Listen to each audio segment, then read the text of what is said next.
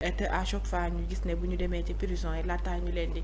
dugal ci ay chambre dañ leen di fouiller mu nekk loo xamante ne ku fa jóge rek daal di nga ko ñaawlu ci anam bi nga xamante ne noonu lañ koy daal di defee bu ñu jógee nag ci mbirum maître Moussa Sarr dinañu dem assemblée nationale ni ngeen ni démb ci section extraordinaire bi waaye on a vu des absents yoo xamante ne ku mel ni Amadou Ba daal dina ko daal di signaler muy wax que ni 19 députés dont Ousmane Sonko autant pour moi déclaration patrimoine bi la maître ki nga xamante ne nag mooy Amadou Ba muy wax que ne 26 députés de PASTEF sont absents parmi les 130 dont 17 ont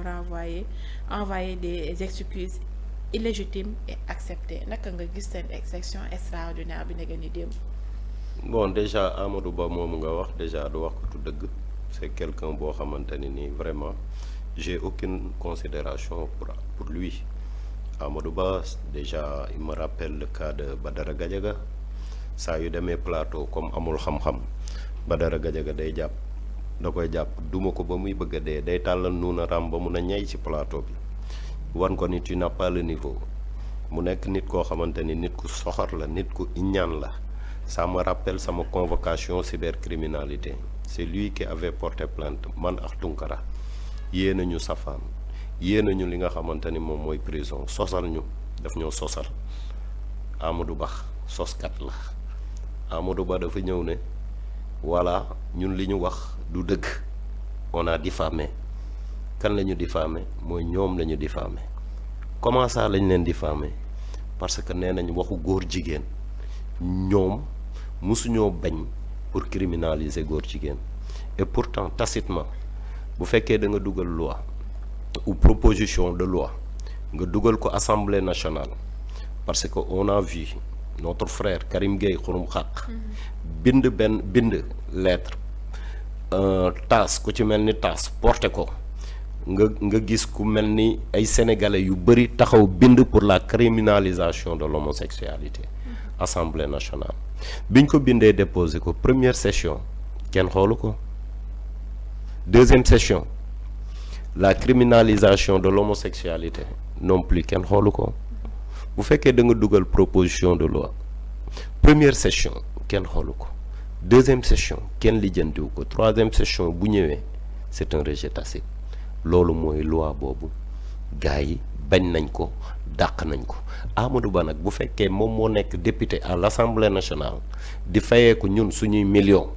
te xamul liggéeyam amul xam-xam boo xamante ne nii war naa mun a gérer biir Assemblée nationale ñu mel noonu Sénégal soxlawu leen te aussi yàlla jën ko toroxal encore mu ñëw mu ne day porter plainte ku ci mel ni le professeur Tunkara te li ma gën a metti ci plainte boobu liñ doon toppee Tunkara man moom lañ may toppee man Red Black parce que je dérange peut-être Amadou Ba sama discours da koy déranger wala matt mu tooy man sama discours da koy déranger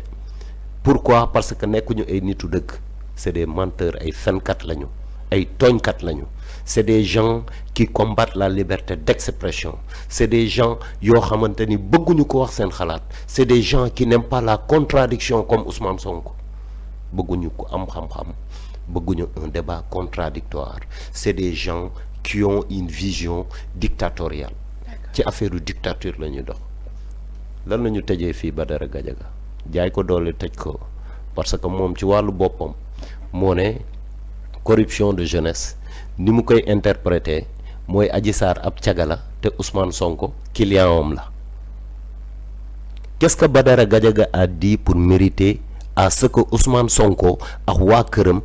jaay ko doole pour tëj ko ci kaso bi qu'est-ce que le professeur Tunkara a fait pour que tey jii ba tey jii bëgguma xuus ci dossier bi parce que le dossier est encore pendant en justice mais le professeur Tunkara est-ce que l'histoire ne lui a pas donné raison aujourd'hui est-ce qu'on a criminalisé l'homosexualité au Sénégal? Dites-moi non. Ça a été durci mais c'est pas ce qu'ils avaient proposé, c'est pas la promesse qu'ils avaient faite aux Sénégalais. dañ ne woon jox leen ñu majorité Assemblée nationale bu ñu ñëwee ñu abroger effacer li nga xamante ne ni moom mooy loi amnistie bi su ñu ñëwee dañuy criminaliser góor jigéen ñoom li ñu waxoon dañ ko def c'est des menteurs ay fenkat lañ te li ma gën a metti ci loolu dañuy jaay doole li ma gën a metti ci loolu dañoo jël nguur pour toroxal yenn gor yi donc quand on parle de Amadou Ba man j'ai aucun respect pour lui te lépp lu ma wax jàpp naa ni du dëgg soskat la, c'est un manipulateur. Ce qui a été constaté, moi, 34% des députés ont été absents. Aujourd'hui, c'est ce qui fait la une. Mon buy ñëw nag waxu politicien lay wax waxam man gëmuma ko kenn gëmu ko lui il n'est pas crédible li mu wax du dëgg ñun gëmuñu ko mais ce qu'on a constaté mooy il y a une très forte absence des députés lors de l'ouverture de cette commission d'enquête parlementaire. J'ai l'habitude de dire charité bien ordonnée commence par soi-même. La commission d'enquête parlementaire te li ci gën a graaw mooy Ousmane Sonko mu ngi njëkkante ak Boubacar Camara mi nga xamante ne nii tëj na benn enquête interne pour brouiller les pistes. Il y a 6 DG démissionnaires yoo xam ne ñoom ñëpp Pastef lañ bokk. Est-ce que da nga leen déggati ñu wax lu jëm ci monsieur Abdourahmane le ministre Abdourahmane Diouf xam nga ñëw na fii le 8 novembre mu taxaw ne woy am na ministre boo xamante ni dafa am benn marché facturation daa am lu mu doon randal quoi randal googu mu doon randal sax moo tax en attendant ñu teg ko ci beneen ministère pour mun ko càmbar Ousmane Sonko ji ñu fi Abdourahmane de sàcc de surfacturation de randal da nga déggati Ousmane Sonko waxati lu jëm ci randal googu mooy le marché des 5 lots la da nga déggati Ousmane Sonko wax ko parce que Ousmane Sonko li mu ci wax du dëgg même ce marché là Abdourahmane Diouf n'a jamais signé ce marché. Non ñëwaguma foofu ñëwaguma ci point boobu dama ne le marché des 5 lots. xam nga kan moo signé marché bi finalement c'est Déthié Fall xam nga kan moo ko exécuté c'est Déthié Fall est-ce que xam nga ni montant bi 1 franc changé wu ci Ousmane Sonko dafa taqal Abdourahmane Diouf Ousmane Sonko dafa sosal Abdourahmane Diouf Sonko politique lépp lu mu ci am riba la képp koo xamante ne yaa ngi koy déranger da lay sosal comme ni mu sosalee Lat Diop Guédiawaye ni mu sosalee Alioune Sall comme ni mu sosalee Farba Ngom comme ni mu sosalee Mansour Faye Ousmane Sonko day yàq ay gor Ousmane Sonko tiim na Abdourahmane parce que il a peur de Abdourahmane. Tu sais pourquoi Ousmane Sonko a peur de Abdourahmane? Non. C'est parce que Abdourahmane moo ko dàq jàng Abdourahmane moo ko ëpp xam-xam Abdourahmane moo ko ëpp expérience Abdourahmane moo ko gën a xam àdduna te Abdourahmane conseil yu baax la jox président de la République du Sénégal sosal na ko fi surfacturation dootu ci waxati nag parce que il s'en est rendu compte que Abdourahmane li mu ko doon jiiñ du dëgg léegi ñu jéem a jaar feneen Abdourahmane un étudiant un ordinateur mais tu sais que Ousmane Sonko c'est lui qui avait centralisé tous les marchés de l'État à la primature. Ousmane Sonko bi ñu falee Abdourahmane Diouf ministre de l'enseignement supérieur DG yi ko wër yëpp ay waa Pastef lañ DG yi wër Abdourahmane Diouf yëpp ay waa Pastef lañ mais en tant que ministre ñi la wër yëpp sa DG yëpp nekk waa Pastef xanaa bu fekkoon Abdourahmane Diouf dafa dëng sax mais bu boobaa lan la fa mën a def ci ñaawteef est-ce que mën na nekk c'est pas possible. Un ordinateur un étudiant c'est un marché boo xamante ne ni il faut demander ça à Abdou Aziz Diouf le directeur de l'enseignement supérieur nañ ko oo ci commission bi ñu laaj ko parce que le marché là c'est trop flou te marché bi daa am ku ko njëkk a gagné un certain Thiam ñu dem ba ci biir waa ji dem Chine indi 20 000 ordinateurs 20 000 ordinateurs yi toog di nelaw port pendant plus de 6 mois les étudiants attendent leurs ordinateurs. Comment ils se sont débrouillés pour aller ci beneen programme, décaisser de l'argent et donner chaque étudiant 250 000. Le détournement là. Les ordinateurs là, c'est pas pour les étudiants, c'est pour l'université. C'est l'université UNCHK. Cheikh Hamidou Kane, c'est bien ça. L'université virtuelle. Mais les ordinateurs là, c'est pas pour les étudiants. Les ordinateurs là, c'est pour l'université. Les ordinateurs là, c'est pour le Sénégal. Les ordinateurs là, c'est pour le développement de l'éducation de notre avenir, je dirais, et de l'avenir du Sénégal. Mais les DG de Pastef, ils se sont arrangés environ quelques étudiants, disons 1700, alors que le nombre encore, le creux est énorme. Khalis bi nga xamanteni ni marché bi biñu warona fay un certain cham mi nga xamanteni dem na ba Chine 20 000 ordinateurs ñew tek ko 20 000 ordinateurs yoyu nonu ça pourrit au port de Dakar marché bo xamni signé nañ ko ba paré nan lañu mëna dem ba créer problème wa joju ba dem jëlat benen yoon récupérer khalis bu bari et puis ils n'ont pas le droit di jox étudiants khalis quoi 250 000 250 000 yooyu nga jox ko étudiant boo xamante ni nii musul laal 150 000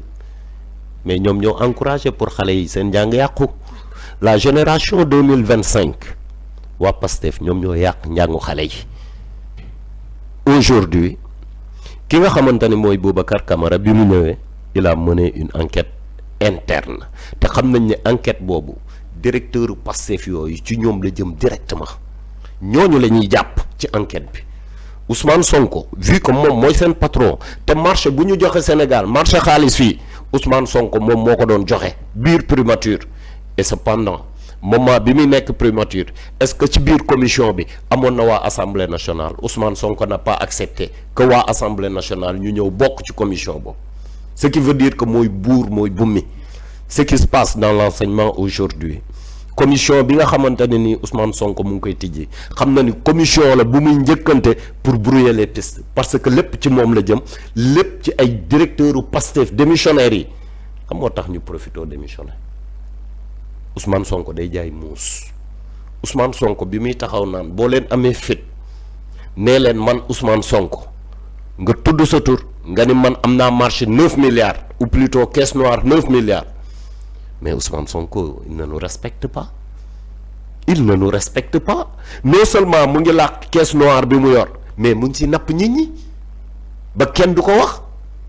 parce que il n'a pas voulu communiquer exactement le montant. Aly Ngouille maa ngi koy ñaanal yàlla na jàmmam yàgg Aly Ngouille Ndiaye je l'ai suivi hier mais il a répété la même chose Ousmane Sonko il fait le malin Ousmane Sonko mu ngi yàq suñu xaalis non seulement Madiambal Diagne li mu wax ci affaire marché yi regarde-moi le cas des Indiens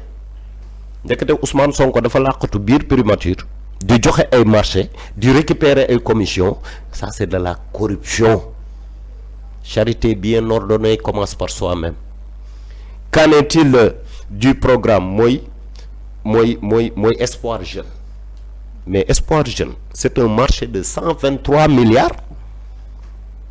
Toujours dans le cadre de l'éducation. Les 120 milliards là. Pourtant,